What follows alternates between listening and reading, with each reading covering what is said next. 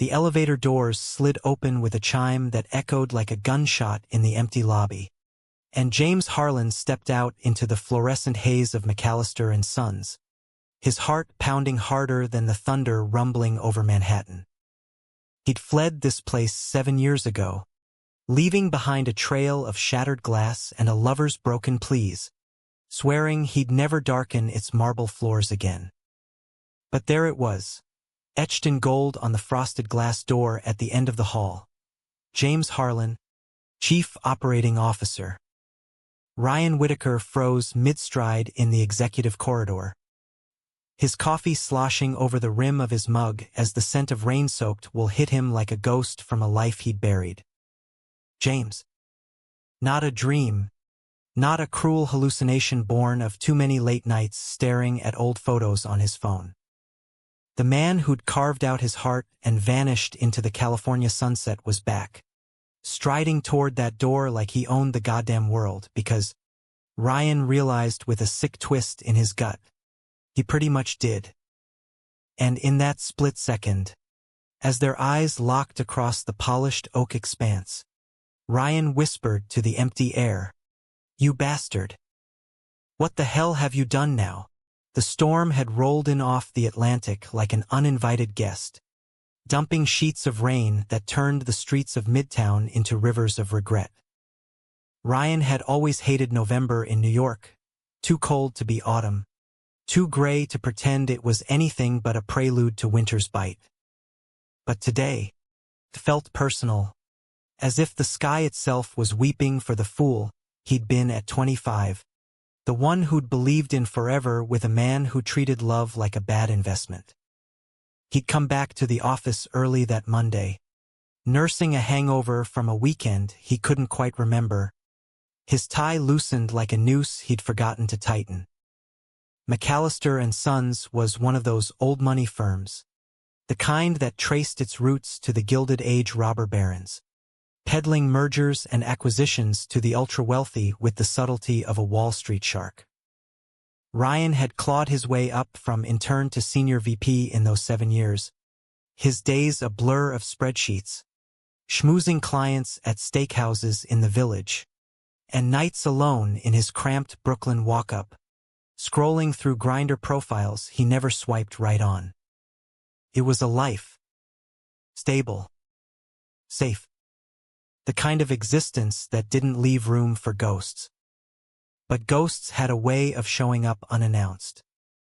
The email had hit his inbox at 6:47 a.m., forwarded from HR with the subject line, Executive Leadership Update. Ryan had skimmed it over his first cup of black coffee, the words blurring until they snapped into focus. "We are thrilled to announce the return of James Harlan as Chief Operating Officer, effective immediately. Mr. Harlan brings a decade of Silicon Valley innovation to our venerable institution." He'd laughed then, a sharp, bitter bark that echoed off his kitchen tiles because of course James would slither back, trailing venture capital fairy dust and that infuriating Harlan charm. The old man, Elias McAllister himself, must be spinning in his grave, or wherever greedy bastards went when they finally cashed out. Ryan slammed his laptop shut and grabbed his keys, the rain already pattering against his window like impatient fingers.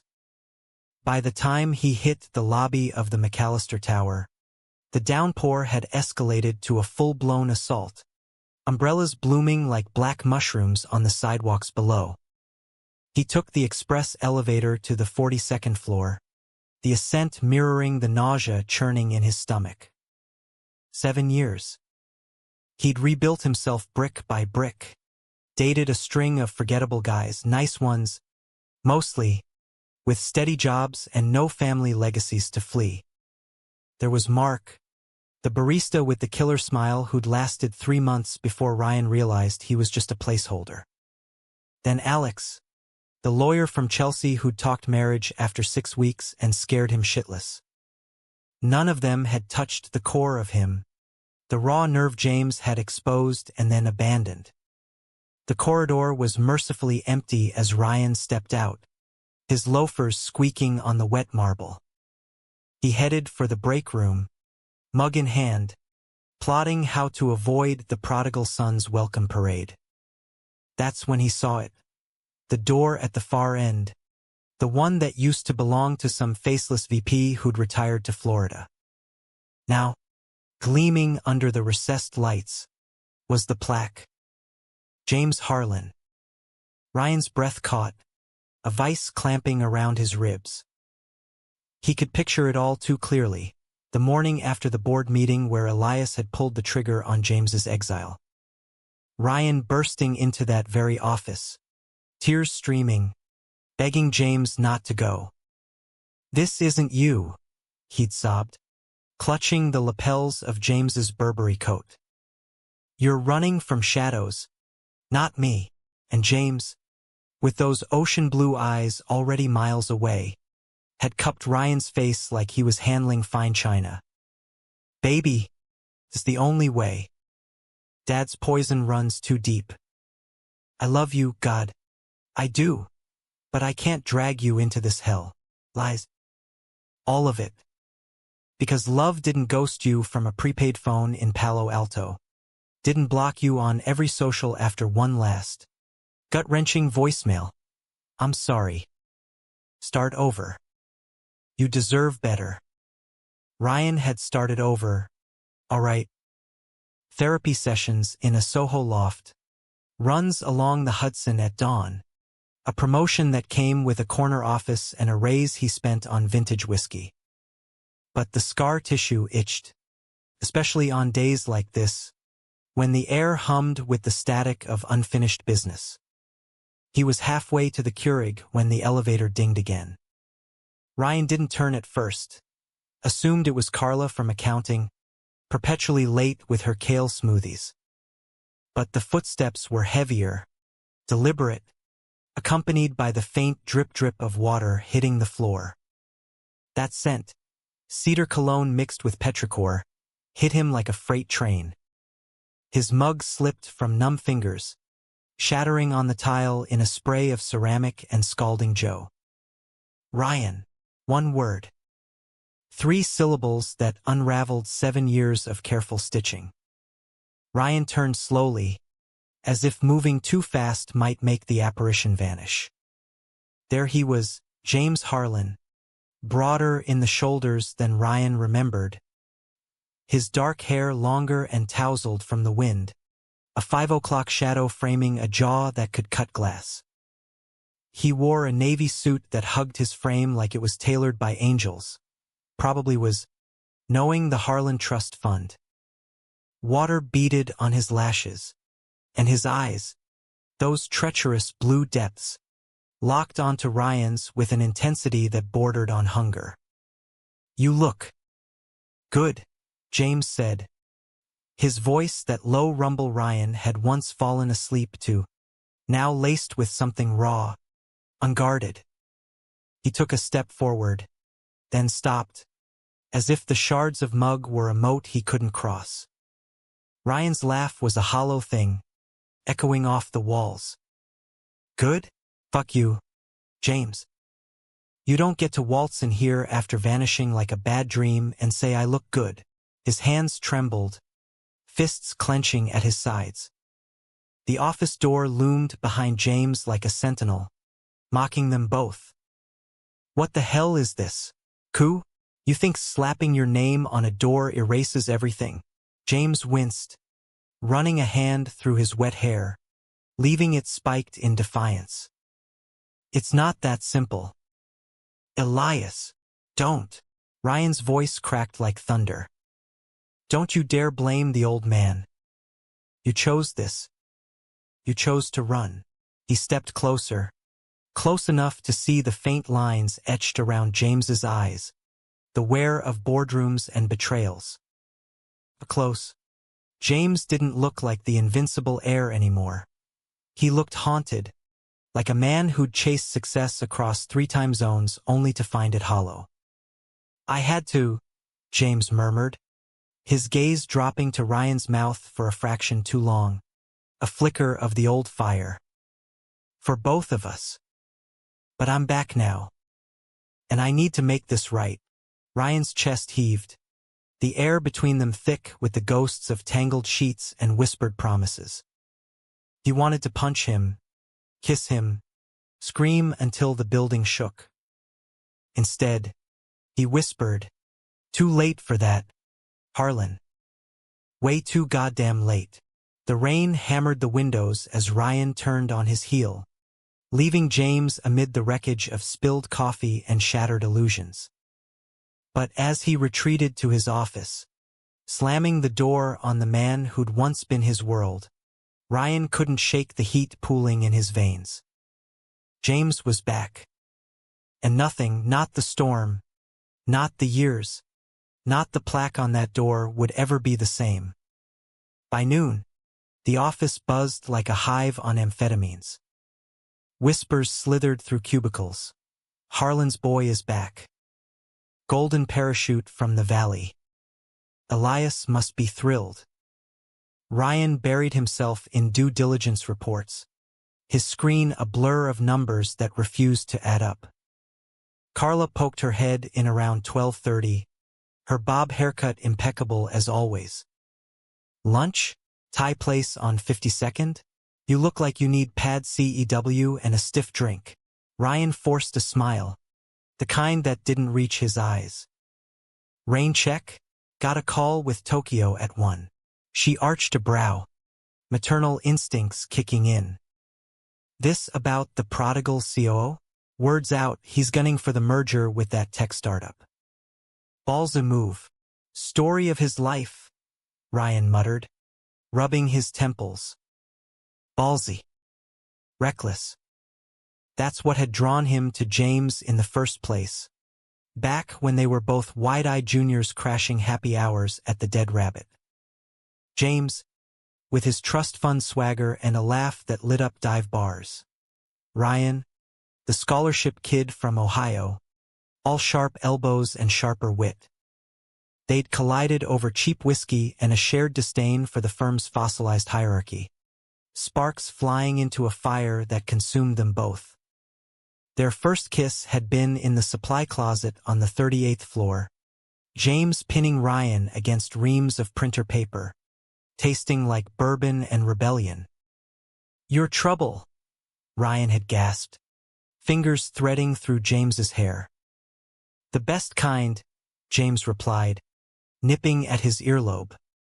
From there, it was a whirlwind. Stolen weekends in the Hamptons, midnight drives upstate, James's penthouse overlooking Central Park becoming their sanctuary. Ryan had never felt so seen, so utterly claimed. James didn't just love him, he devoured him, body and soul, whispering poetry in the dark, Whitman and Ginsberg, twisted into promises of forever. But forever cracked under the weight of Elias Harlan's empire. The old man had built McAllister and Sons on cutthroat deals and whispered threats, and when James dared to come out, to demand a life beyond the closet Elias had bolted shut, the backlash was biblical. Boardroom ambushes, leaked emails painting James as unstable, a distraction to the firm's image. The final straw, Elias's ultimatum, delivered over brandy in the oak-paneled library. "Choose, son. The company or that phase." James chose exile, packing for Stanford's MBA program under the guise of strategic growth, leaving Ryan to pick up the pieces in a city that suddenly felt too small. Now, as the clock ticked toward his Tokyo call, Ryan's phone buzzed, a text from an unknown number. "We need to talk. Penthouse. 8 p.m. Please. J." He stared at the screen, thumb hovering over delete. The penthouse. Their old haunt, sublet to some hedge fund bro after James bolted. Ryan's pulse thrummed, a traitorous rhythm. Part of him, the angry, scarred part, wanted to ghost him right back. But the other part, the one that still ached for those stolen nights, replied before he could stop himself, "Fine. But this changes nothing. The afternoon dragged, a slog of conference calls and client schmoozing, but Ryan's mind was elsewhere, replaying every betrayal like a masochistic highlight reel. By 7:45, he was hailing a cab in the drizzle, the city lights smearing into neon halos. The elevator ride to the 60th floor felt eternal, each ding a countdown to detonation. James opened the door barefoot, sleeves rolled up on a white Oxford that clung to his damp skin, a glass of scotch in hand. The place hadn't changed. Leather Chesterfields, abstract Warhol prints, the king-sized bed visible through the open bedroom door like a siren's call. "You came," James said, relief flooding his features. Ryan shrugged off his coat, hanging it with deliberate care. Curiosity killed the cat. "Don't flatter yourself." He accepted the scotch, the burn grounding him as he perched on the sofa's edge. "So, enlighten me. Cool. What's the play? Daddy finally forgive the gay son? Or did you just run out of West Coast bros to bang?"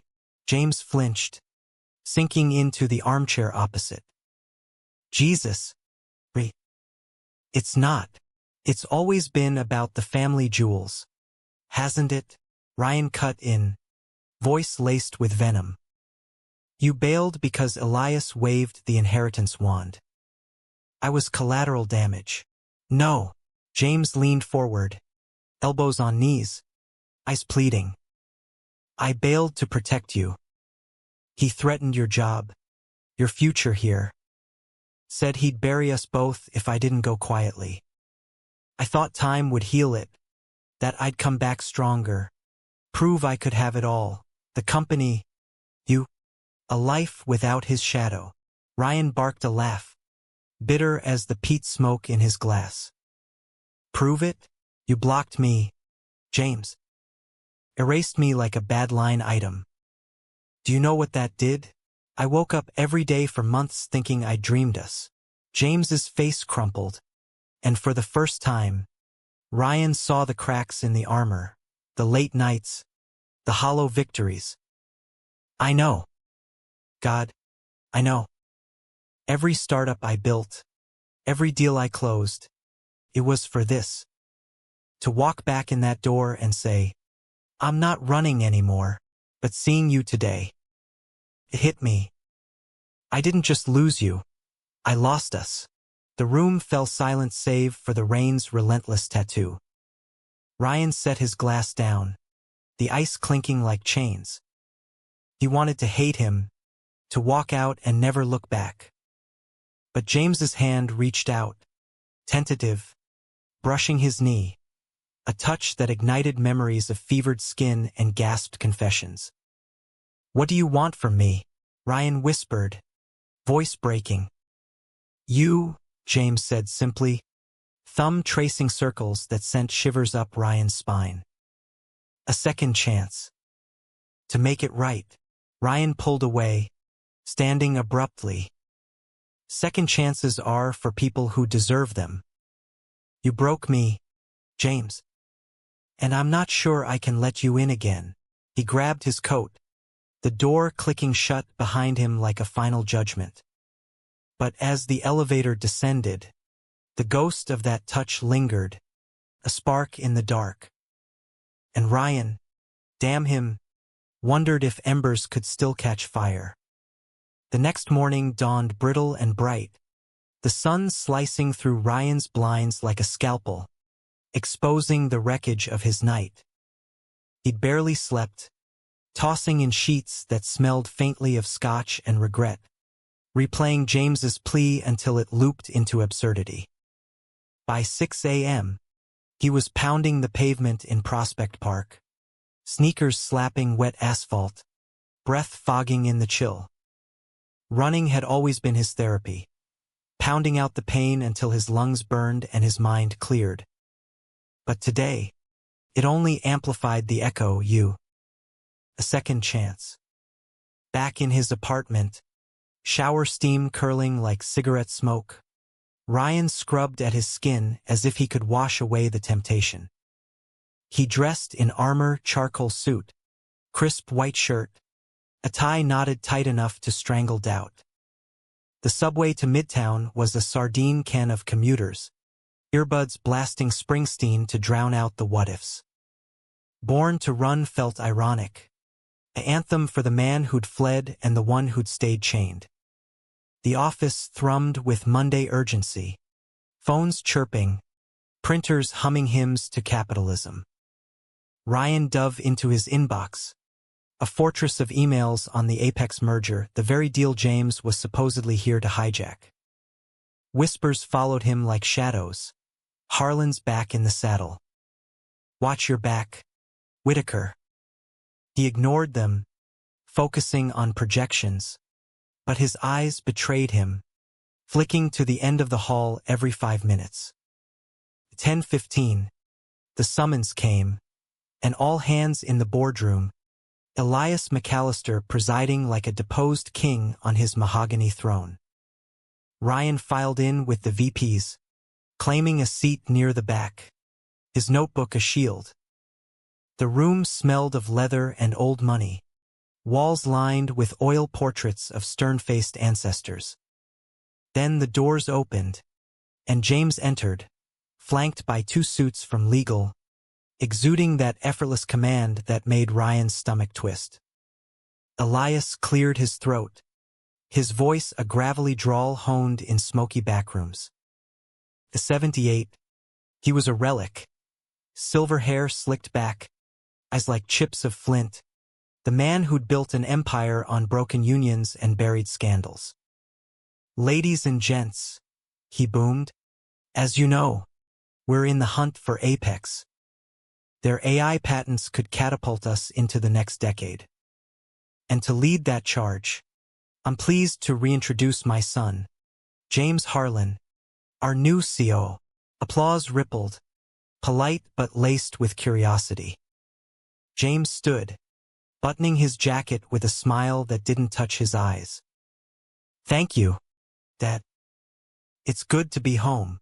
His gaze swept the room, landing on Ryan for a beat too long, a private Morse code of "we're not done." McAllister and Sons has always been about bold moves. Apex isn't just an acquisition, it's a revolution. I'll be working closely with the team to seal it.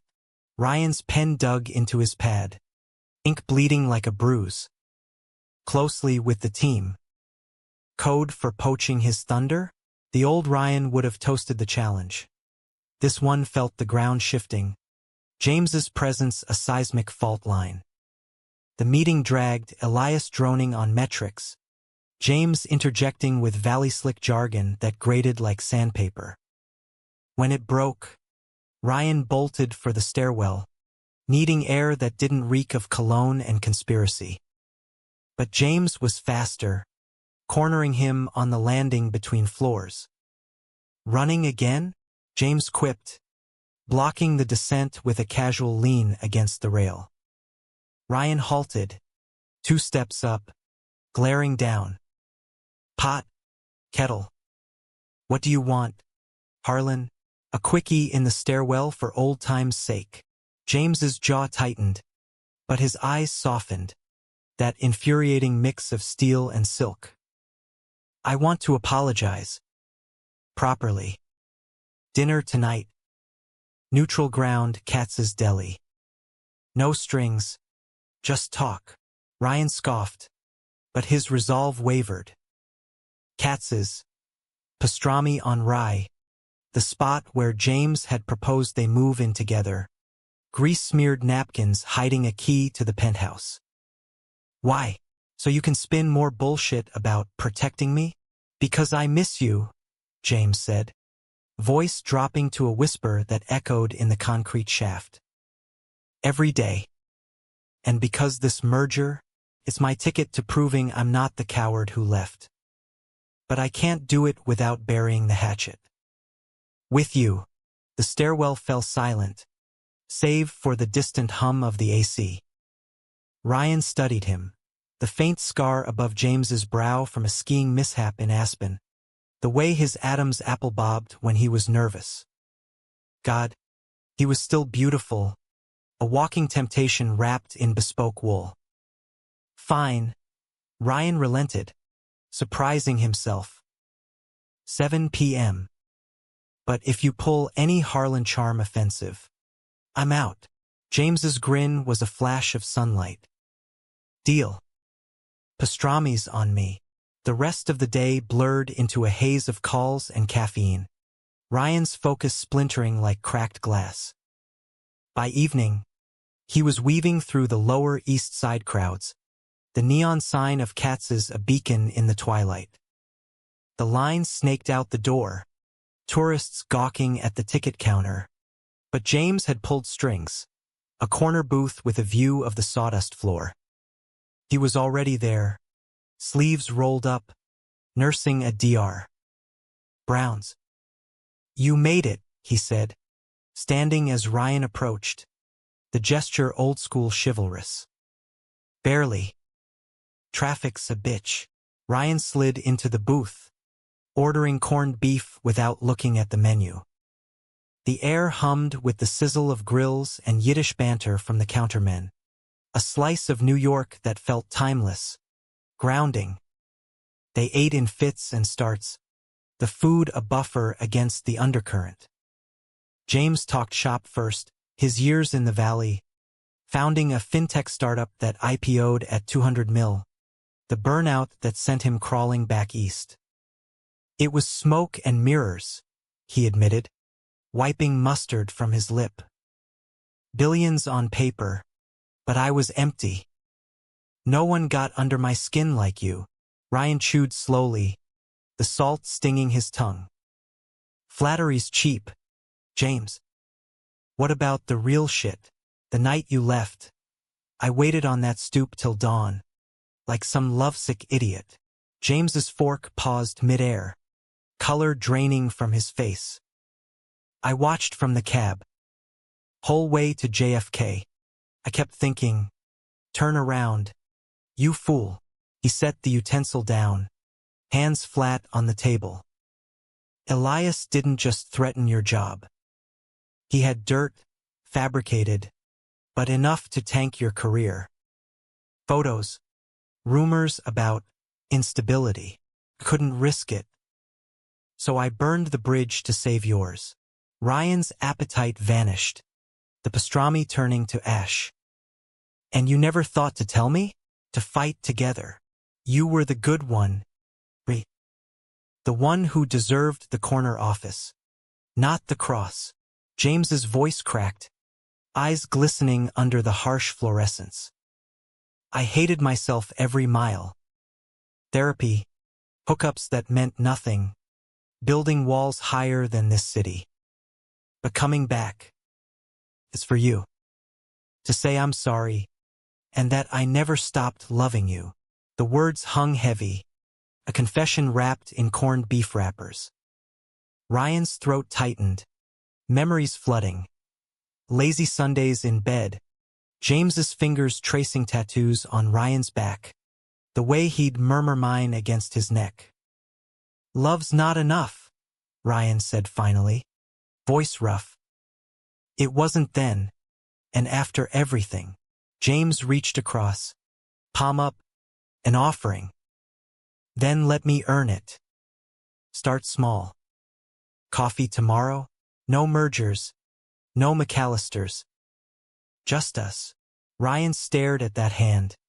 Strong, scarred from a long-ago boxing phase, the one that had held him through panic attacks and family holidays.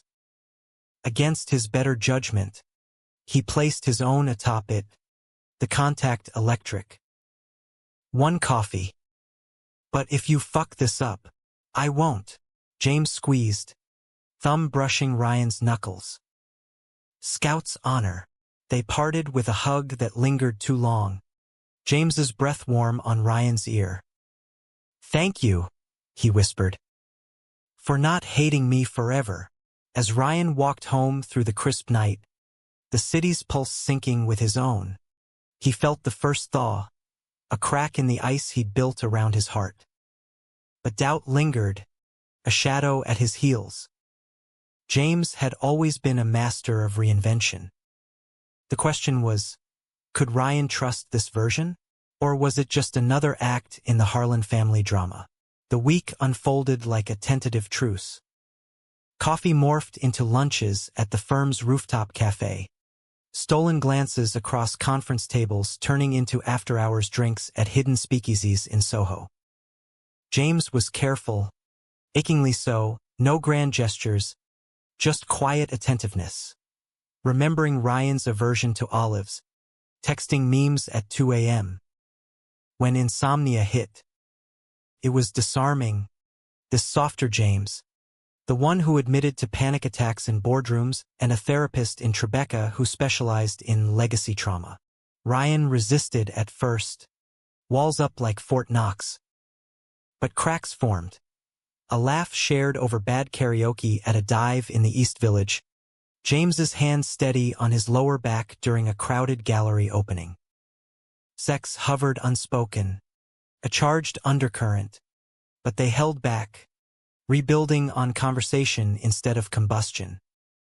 Friday brought the storm's encore, a nor'easter that grounded flights and turned commutes into odysseys. Ryan hunkered in his office past 8 p.m., poring over Apex revisions, when James knocked, 2 takeout bags swinging from his fist. Figured you'd be burning the midnight oil. Tie from that spot on 9th. Ryan's stomach growled traitorously. You read my mind. Or hacked my calendar.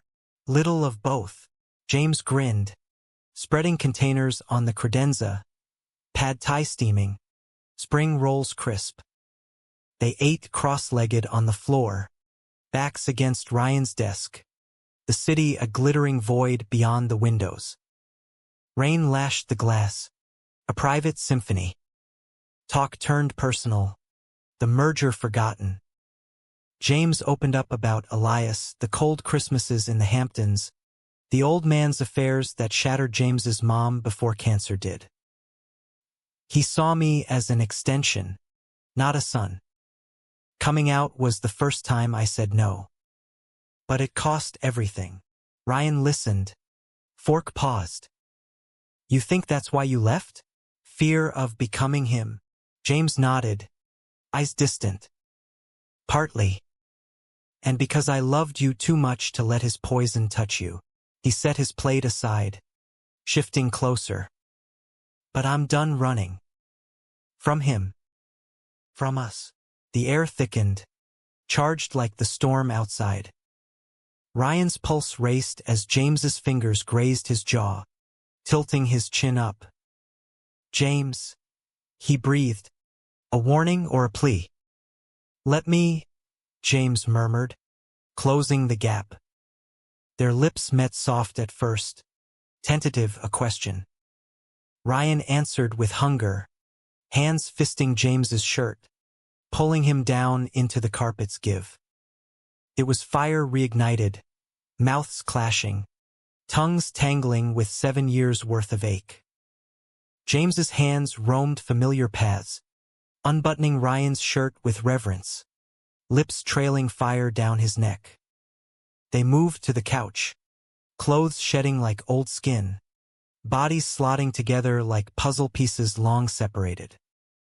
James was everywhere, kissing scars, whispering praises, his touch a balm and a brand. Ryan arched under him, gasps echoing off the empty floor, the world narrowing to sweat-slick skin and the rhythm of yes. More. Don't stop. It was messy, desperate, a reclaiming. After, tangled in throw blankets, Ryan traced the planes of James's chest, heartbeat steady under his palm. This doesn't fix everything, he said softly, vulnerability raw. I know, James kissed his temple. But it's a start. As the storm raged on, Ryan let himself believe it. For the first time in years, the future didn't feel like a sentence. The idol shattered on a Tuesday, 2 weeks into their fragile renaissance.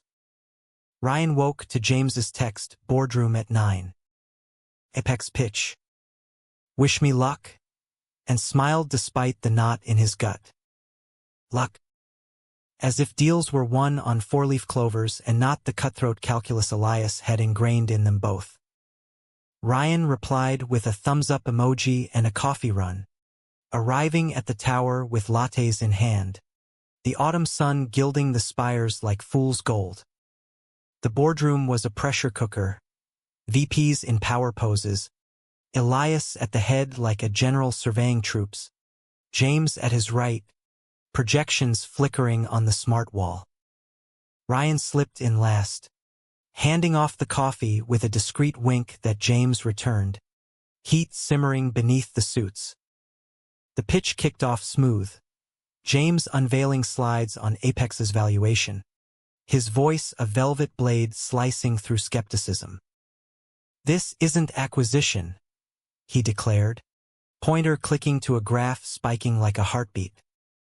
"It's evolution. AI integration across our portfolio." Elias interrupted, fingers steepled. "Bold words, son. But numbers don't lie. Whitaker here flagged risks in the IP clauses last week." "Care to elaborate, Ryan?" All eyes swiveled. Ryan straightened, throat dry despite the caffeine. "Standard boilerplate concerns, sir. Non-competes are ironclad, but the data sovereignty riders could expose us to EU regs if could, would, should." Elias's smile was a shark's flash. "James assures me he's vetted it. Valley style. No red tape." James nodded. "Seamless. Dad's right. I've looped in counsel. Contingencies are locked." Ryan's jaw clenched. Vetted it? He'd slaved over those riders till 2 a.m., only to have James swoop in like a venture vulture? The meeting dragged, applause thundering as Elias greenlit the term sheet. Handshakes all around, backslaps for James the conquering hero. Ryan excused himself early, fleeing to the men's room, splashing water on his face to douse the rising bile. He was drying his hands when the door swung open. James, tie loosened, concern etching his brow. "Hey, you okay? You seemed off in there." "Off?" Ryan's laugh was sharp, echoing off tiles. "You just erased 2 weeks of my work." "Looped in counsel? That's code for I fixed it. Peasants." James's eyes widened. "What? No, I built on your notes. Credited you in the deck. Page 17. Ryan yanked a towel from the dispenser, scrubbing hard. Page 17. Buried in footnotes. While you take the glory. Classic Harlan move. "It's not." James stepped closer, hands raised placation. This is us against the machine. Remember? Team. Team." Ryan tossed the towel, rounding on him. "You waltz back, charm the old man, and suddenly my blood, sweat, tears are your stepping stone? I thought we were past this shit." James's face hardened, a flicker of the old defensiveness. "I'm trying to lead, not sabotage. Elias is watching every move a test. If I falter, he pulls the rug on everything, including us." "Us." Ryan spat the word. Convenient how that factors in last. He shoved past, shoulder clipping James's. "Save the speeches. I've got real work." The door banged shut, leaving James staring at his reflection, the mirror cracking under unspoken fractures. Lunch was a solo affair at his desk, salad wilting like his mood, emails piling up unanswered. Carla texted, "Trouble in paradise?" Saw the storm clouds. Ryan ignored it, diving into revisions on a side project. Anything to reclaim control. But the seed of doubt sprouted. tendrils wrapping around memories of their reconciliation. Was it real, or just another performance? James's touches, his whispers, props in a play where Ryan was the understudy. By 4 p.m., the betrayal deepened. A forwarded email from legal. Pursuant Harlan's directive, Apex lead shifts to his portfolio. Whitaker to support. Ryan's vision tunneled, fingers white-knuckling his mouse. Support. Demoted to sidekick in his own deal. He stormed the corridor, pounding on James's door without knocking. James looked up from a call, waving off his assistant. Save it. Ryan slapped the printout on the desk. This your idea of team? Stealing my thunder while you play house with Elias. James hung up, standing slow. It's optics. He wants me front and center to prove I'm committed. Your name's still on the filings. Optics. Ryan's voice rose, echoing. That's all I am to you?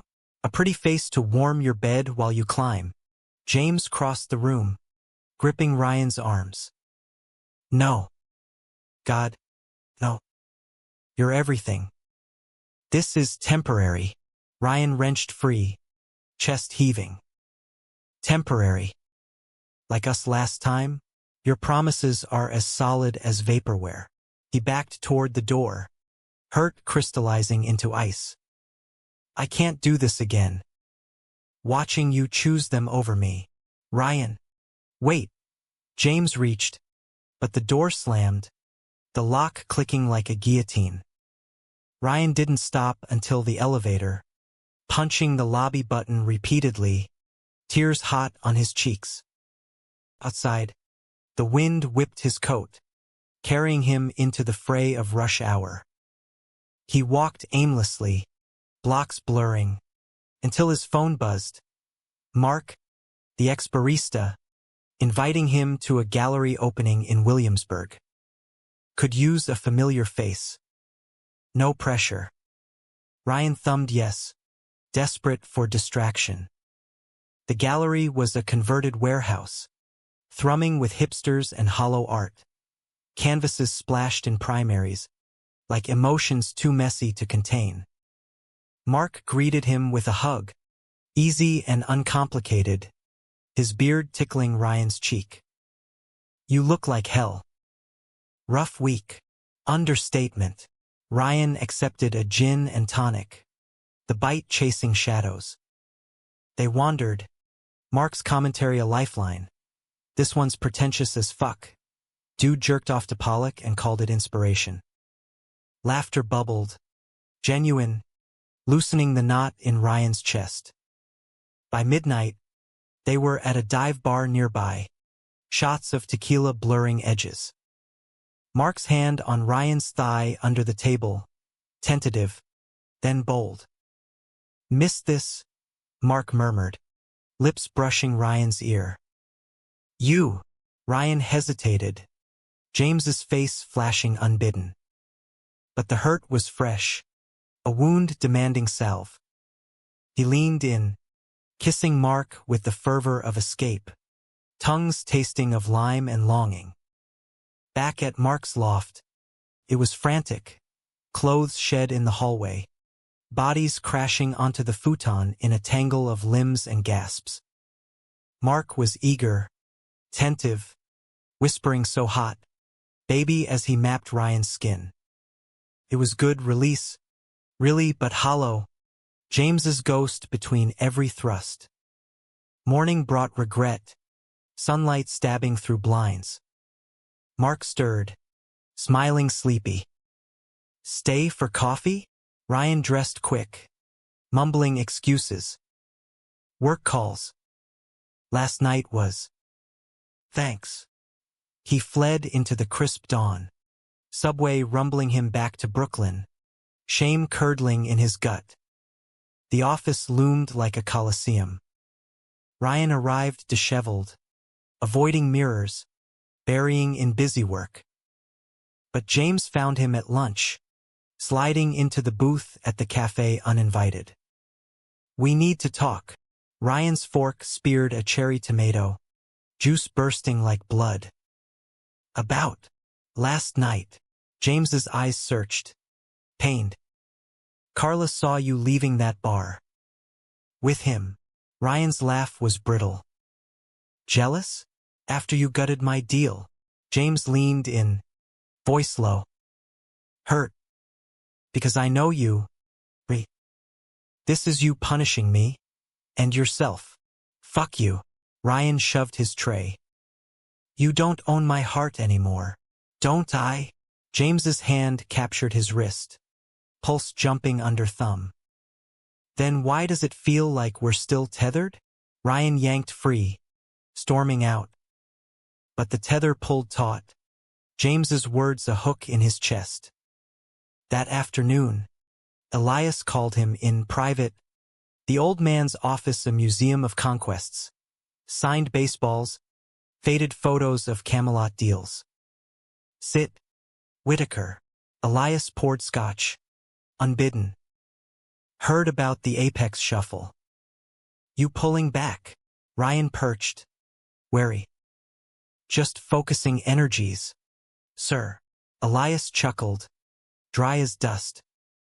"James always was a bulldozer. But you're the steady hand. He needs you on the deal. Off it." A pause, eyes gleaming. "I know about you too. Always did." Ryan froze, glass halfway to lips. "Sir, son's a fool for love. Cost him before." Elias leaned back, cigar unlit between fingers. "Don't let pride sink this ship. McAllister's reward loyalty." The dismissal was gentle, but the threat lingered. Ryan left reeling, Elias's words a poison pill. Loyalty to whom? The firm? James? Himself? Evening found him at the penthouse, key turning in the lock like fate's decree. James waited, shirt untucked, vulnerability raw. "You came." Ryan closed the door, leaning against it. "Elias knows. About us." James paled. "Shit. What did he say?" "That you need me." Ryan advanced, shedding coat. "To steady your chaos." James met him halfway, hands framing Ryan's face. "I do. More than the deal. More than everything." Their kiss was apology and anchor, slow burn building to blaze. They tumbled to the rug, rediscovering rhythms. James's mouth hot on Ryan's collarbone, Ryan's nails raking down his back. It was deeper this time, laced with forgiveness's edge, bodies speaking what words couldn't. Spent, curled together, James traced Ryan's spine. "No more games. I'm all in." Ryan nodded into his shoulder, believing for now. But as sleep claimed him, a whisper of unease stirred. In the Harlan game, all in often meant all or nothing. The weekend was a bomb, a stolen Hamptons escape in James's vintage Jag, top down despite the chill. They drove with Springsteen blasting, hands linked over the gearshift, the road unspooling like unwound regrets. The house, James's family pile, all shingles and sea views, was shuttered, but they aired it out, windows flung wide to salt wind and gulls' cries. Saturdays blurred into lovemaking on the widow's walk, lazy brunches of oysters and Bloody Marys, evenings by the fire with wine and war stories. James' open veins, the valley isolation, a near breakdown after the IPO, nights staring at Ryan's old texts like talismans. "You were my North Star," he confessed, fingers interlaced. "Even when I was too scared to follow." Ryan shared too the lonely years, therapy's grind, the fear that love was a luxury he couldn't afford. "I built walls because you taught me how," he admitted, voice thick. "But cracking them, It's terrifying. James kissed his knuckles. We'll rebuild together. Stronger. Sunday brought reality's knock. A call from Elias. Voice clipped. Apex teams in town. Dinner tomorrow. Bring your A game. James hung up, jaw set. The gauntlet. Ryan squeezed his hand. We've got this. But as they packed, Ryan's phone buzzed. An anonymous text. Ask your boyfriend about the Valley Side hustle. Apex isn't his first rodeo. Attached. A screenshot. Blurred but damning. James shaking hands with Apex's CEO at a conference last year. Time-stamped months before his return. Ryan's blood iced. James? What's this? James glanced. Paling. Old contact. Networking. Networking? Ryan's voice rose. Wind whipping words away. Or poaching. You scouted them while we were. What? Apart? James's eyes darted. It was casual. Due diligence. Casual. Ryan threw clothes into the bag. Fury boiling. Like us? You lied again. Ryan. Listen. No. Ryan zipped the duffel. Tears pricking. You're still playing angles. I can't trust this. He stormed to the car, leaving James in the driveway, please lost to the roar of the engine. The drive back was silent agony, city lights mocking their fracture. At Ryan's door, he turned. We're done. For real this time. James's face shattered. Please. Don't. But Ryan walked away, the click of the lock a death knell. Alone, he sank to the floor, sobs racking. Betrayal's blade cut deepest when wielded by love. November deepened, the city donning gray like mourning garb, leaves skittering across sidewalks in brittle funeral processions. Ryan threw himself into work with monastic fervor, clocking 80-hour weeks on ancillary deals, his office a bunker of takeout cartons and flickering screens. Sleep came in fits, haunted by James's scent on his pillow, the ghost of fingertips on his hips. Mark texted sporadically. Coffee? No strings, but Ryan ghosted. Appetite soured for casual fixes. The office was a minefield. James kept distance at first, nods in halls like civil acquaintances, but his eyes tracked Ryan's every move, a hunger veiled in professionalism. Apex progressed without him, term sheets flying, James's name on every memo like salt in wounds. Whispers evolved, Whitaker's out in the cold. Harlan's running solo. Carla cornered him one lunch, fork jabbing her salad. Spill. You two were electric. Now it's Arctic. What gives? Ryan poked at his untouched wrap.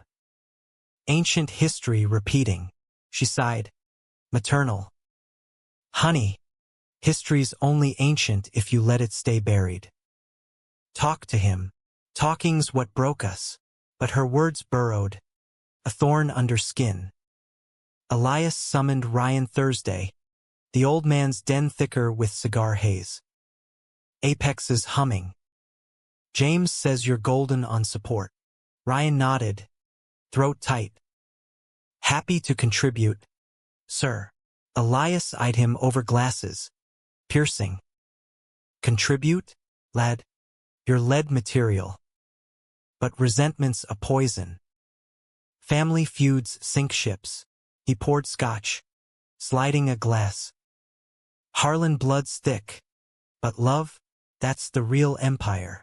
Ryan sipped. Burn steadying. With respect, sir. Love's a luxury in this game. Elias chuckled. Weary. Learned that the hard way. Lost my wife to it, chose deals over dances. Don't repeat my sins. Boy, the dismissal carried weight. A paternal gauntlet. Friday night found Ryan at a fundraiser in the village. Black tie affair for some queer youth nonprofit, ironic, given his turmoil. The ballroom glittered, chandeliers dripping light on tuxes and gowns, air humming with jazz and clinking stems. He nursed a martini, schmoozing donors with practiced charm, when Alex, the Chelsea lawyer ex, sidled up, looking sharp in a velvet blazer. Ryan Whitaker, as I live and breathe. Still breaking hearts. Ryan forced a grin. Alex. Fancy seeing you here. How's the firm? Billable hours and boredom. Alex's hand brushed his arm, lingering. You? Heard rumors of office drama. Harlan 2.0. Ryan's smile faltered. Water under the bridge. Alex leaned in, breath gin warm. Bridges can be rebuilt. Or burned. His gaze dropped, appreciative. Dinner sometime? Catch up properly. Temptation tugged. A lifeline to normalcy. Yeah. Text me. The night wore on. Alex's flirtation a distraction bomb. They danced slow, bodies close. Alex's cologne crisp citrus replacing cedar ghosts. Felt safe, uncomplicated, until Ryan's phone buzzed in his pocket. James. At the gala. Saw you. Can we talk? Outside. Ryan excused himself, weaving through clusters to the terrace. November bite nipping exposed skin. James waited by the balustrade, overcoat billowing, face gaunt in moonlight. You look good, he said, voice rough. Ryan crossed arms. Barrier. Stalking now? Guilty. James stepped closer. City sprawl twinkling below like fallen stars. That guy's Alex, right? The marriage talker. Jealousy's beneath you. Is it? James's laugh was hollow. Every day without you is beneath me. I fucked up. The Apex thing, it was ego, proving to Elias I could solo. But it was stupid.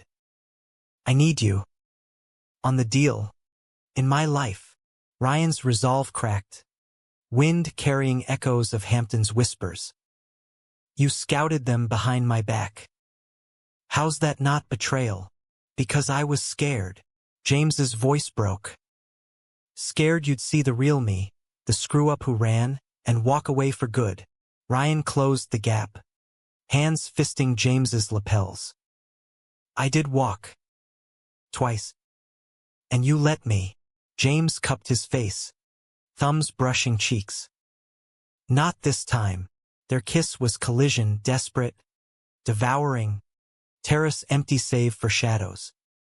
Ryan tasted salt, tears mingling, James's hands roaming coat hems, pulling him flush. It was absolution's edge, bodies pressing against stone, gasps lost to traffic hum. They broke apart breathless, foreheads touching. Come home, James murmured. To the penthouse. To me. Ryan nodded, shattered but whole. Okay. The penthouse welcomed them like a lover. Lights low. Bed a sanctuary. They undressed slow, reverent, kisses trailing collarbones, fingers mapping scars like constellations. James was worship, mouth hot on Ryan's thighs, whispers of beautiful, mind vibrating skin.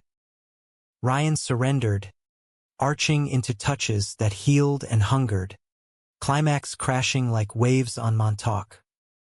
After, entwined, James held him fierce. No more secrets. Promise. Ryan traced his jaw. Swear. Dawn brought tentative peace. Coffee brewed with stolen glances. Plans sketched for the Apex close. But Monday detonated the mine. Ryan arrived to chaos. Sirens wailing below. Execs clustered by Elias's office. Carla grabbed him, face ashen. Heart attack. Elias. Ambulance just left. Fuck. Ryan's world tilted. James, where was James? He found him in the hall. Phone to ear. Eyes wild. Mom's on her way to Mount Sinai. He's stable, but Ryan pulled him into an alcove. Arms wrapping steel. Breathe. We're in this. James clung, trembling. I can't lose him. Not like this. The day fractured. Hospital vigils in sterile waits. Beeps and whispers. James's hand vice in Ryan's. Elias pulled through stent, meds, gruff orders for bed rest. But the scare lingered, a reminder of fragility. Back at the firm, power vacuum hummed. James stepped up, COO in full, but leaned on Ryan, late night strategizing, his touch anchor amid storm. Couldn't do this without you, he'd murmur, lips brushing temple. Ryan believed it, the bond reforged in fire. But cracks spiderwebbed, anonymous emails trickling, Harlan's hiding skeletons. Check the offshore accounts. Ryan deleted them, loyalty a shield. Until one attached files, wire transfers, Apex shell companies, James's signature digital ghost. Confrontation brewed that Friday, penthouse thunderous with unspoken. Ryan spread printouts on the coffee table, voice steady. Explain. James scanned, paling. Fabricated. Elias's old tricks, smear campaigns. Bullshit. Ryan's finger jabbed a timestamp. Dated to your Valley days. You played both sides. No, James reached. Desperate. Trust me. Trust. Ryan laughed. Broken. That's what got me here. Gutted again. He grabbed his keys. I'm done being your fool. Ryan.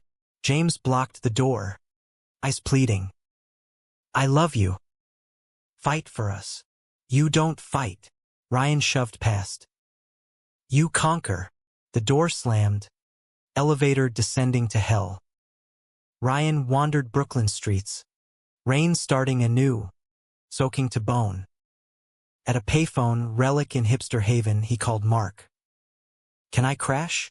Mark's loft was harbor. Dry towel. Hot tea. No questions. They talked till dawn. Exes. Dreams. The ache of almost. When Mark kissed him, soft, Ryan didn't pull away. It was comfort, not fire, but enough to staunch the bleed. Morning light filtered guilt. This rebound? Mark asked, tracing Ryan's arm. Ryan sighed. Yeah. Sorry. Mark shrugged. Kind. Hearts heal messy. Just choose you, okay? Ryan nodded, resolve hardening. Back at work. He requested transfer, lateral to Chicago office. Fresh start. HR approved swift. Elias's recovery buying grace. James cornered him Tuesday. Eyes bloodshot. Transfer? You're running now. I'm surviving. Ryan packed boxes. Methodical. You taught me that. James's voice cracked. Don't. Please. I can fix. Too late. Ryan sealed tape. Goodbye, James. The elevator closed on James's anguished face. Ryan's heart fracturing anew. But in the descent, freedom flickered, a spark in the void. Winter encroached. Holidays a gauntlet. Ryan flew home to Ohio. Family dinners with mom's meatloaf and dad's bad jokes. Siblings prying gentle. Boyfriend? Sis asked. Wine loosening tongues. Working on me? Ryan evaded, but the lie tasted true. Chicago beckoned post-New Year. Windy City whirlwind. Lakefront runs in biting gusts. Loft in Logan Square with exposed brick and promise. The firm there was leaner, deals sharper. Ryan thriving in anonymity, no Harlans, no ghosts. He dated casual. A barista named Theo with laugh lines and easy grace. Weekends hiking in the dunes. But James haunted dreams of blue eyes. Texts deleted unread. Miss you. Fighting for us. Ryan blocked the number, but the ache lingered, a bruise tender to touch. Spring bloomed cruel, cherry blossoms mocking isolation. A conference in NYC pulled him east, finance summit at the Javits, schmoozers in chinos. Ryan navigated panels, networking like breathing, until the gala, tuxes, tapas, a string quartet sawing Vivaldi. He spotted James across the room, leaner, haunted, laughing at some VC's joke. Their eyes locked, current arcing. Ryan turned away, but James approached, flute in hand. Ryan, Harlan, neutral, armored. You look happy, genuine, pained. Learning to be. Ryan sipped champagne, bubbles biting. James swallowed. Apex closed. Firms soaring. But without you, he trailed, voice rough. It's Ash. Ryan's throat tightened. You won. Congrats. I lost. James stepped closer, sent cedar storm. Everything that mattered. Silence stretched, quartet swelling. Ryan's walls trembled. Why now? Because I can't breathe without you. James's hand hovered, then dropped. But I get it. I broke us. Just. No, I never stopped. Ryan nodded, throat full. Take care, James. He walked away, heart pounding, the city's pulse echoing his own.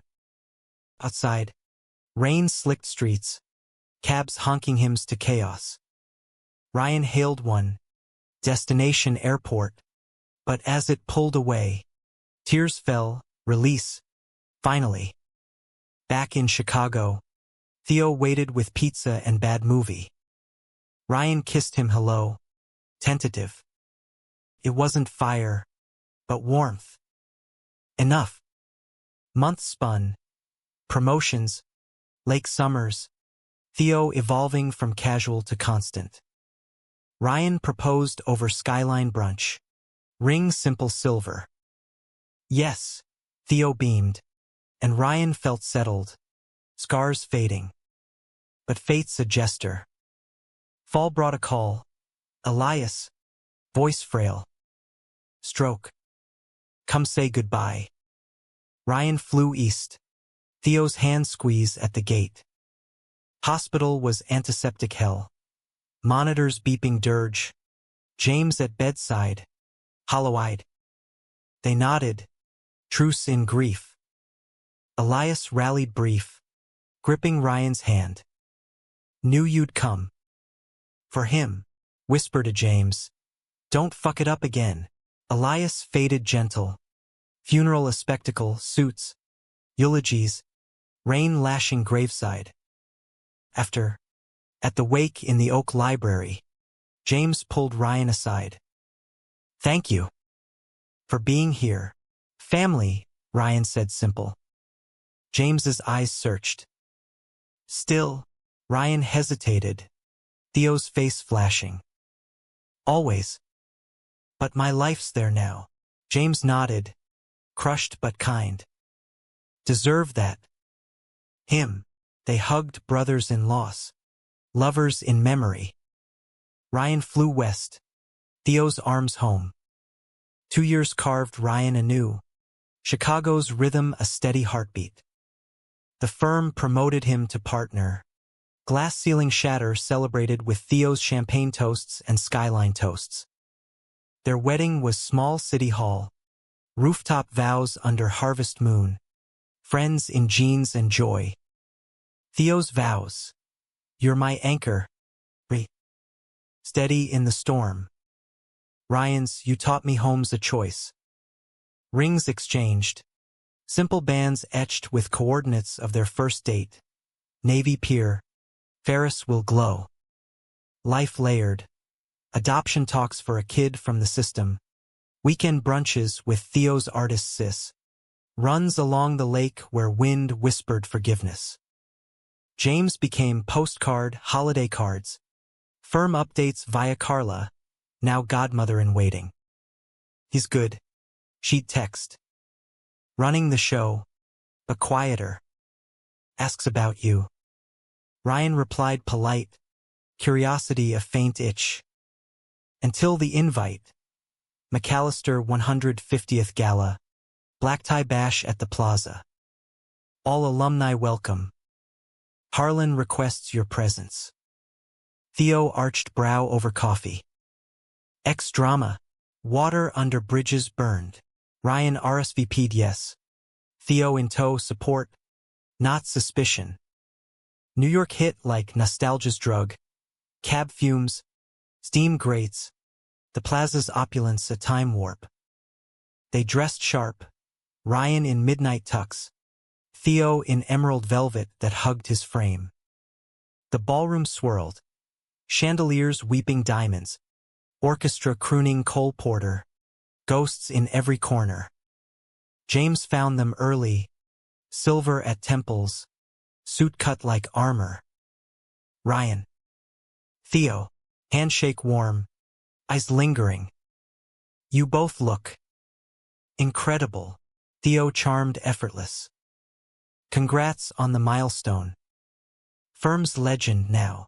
James grinned. Genuine. Owe it to the steady hands. To Ryan, walk with me?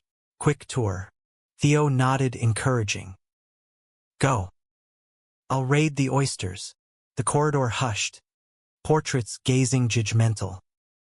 James stopped at a side gallery. Walls lined with firm relics. Ledgers yellowed. Photos faded. One caught Ryan, him and James. Juniors at a holiday fete. Arms slung casual.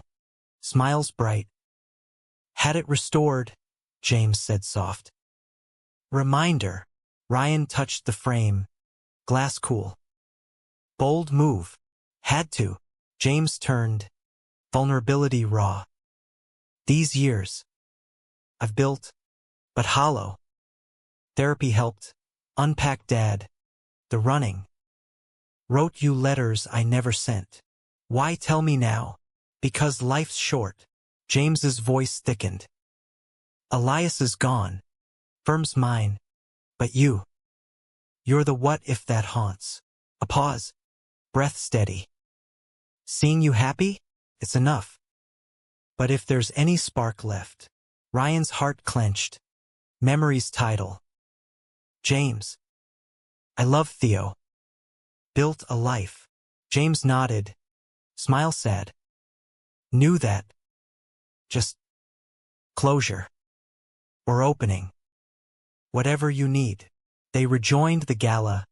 Theo's hand finding Ryan's anchor. Dances swirled. Theo twirling him laughing. James partnering a donor graceful. Midnight toast. James at podium.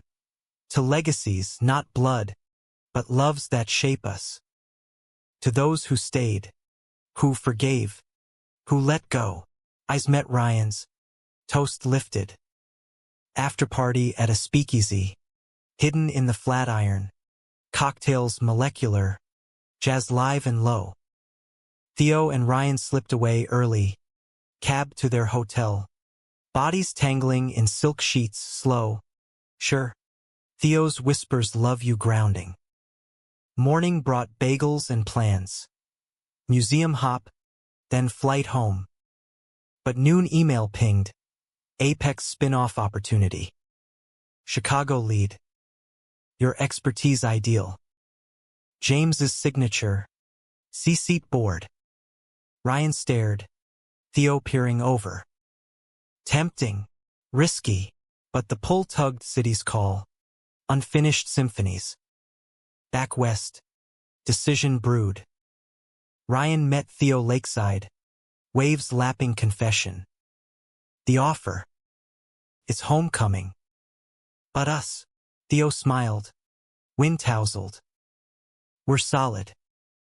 If it's you, it's us. Ryan accepted. Move plotted gentle. Loft packed. Kiddo dreams deferred but not denied.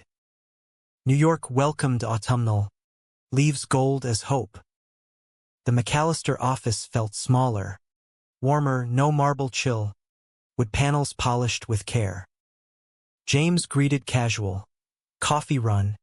Tour of changes. Diversity hires. Green initiatives. Your old desk's VP now. Fitting. Ryan settled. Rhythm familiar yet fresh. Dinners with Theo in the village. Exploring anew. James kept boundaries. Lunches professional. Eyes respectful. Winter solstice brought snow. City blanketed hush. Holiday party at the penthouse. String lights. Eggnog spiked. Queer carolers in the lobby. Ryan and Theo arrived bundled. Cheeks flushed. James poured mulled wine. Toast light. To new chapters. As guests mingled, James pulled Ryan to the balcony. City a sparkle below. Happy for you. Truly. Ryan leaned rail. Breath fogging. You too. Who's the mystery date? James chuckled. Solo. Learning self-love first. About time. Silence companionable. Snowflakes dancing. Thanks. For the offer. For everything. James's hand brushed his. Fleeting. Always. Theo called from inside, mistletoe ambush. And Ryan went, pulled into kiss and laughter. James watched. Smile soft. Turning back to the party. Spring unfurled verdant. Ryan's life mosaic. Firm synergies. Theo's gallery show. Sold out. Adoption papers signed for little Mia. 5 and fierce with braids and questions. Weekends in Central Park. Picnics under dogwoods. James joining occasional. Uncle figure. Stories of Valley Follies delighting Mia. One dusk. Post-barbecue in James's garden. Roof deck blooming improbable. Mia napping on Ryan's lap. Theo sketching skyline. James approached hesitant. Mind if I? Sit. Ryan shifted. Space made. James settled. Beer in hand. She's a spitfire. Like her dad's. Ryan grinned. Takes after Theo's dramatic side. Laughter easy. Sun dipping gold. Ryan, James ventured. These years. You've shown me grace I didn't earn.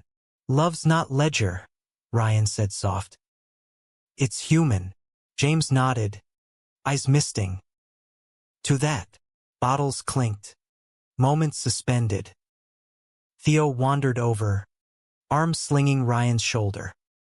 Room for one more? Always. James stood. Clapping Theo's back. Night, guys.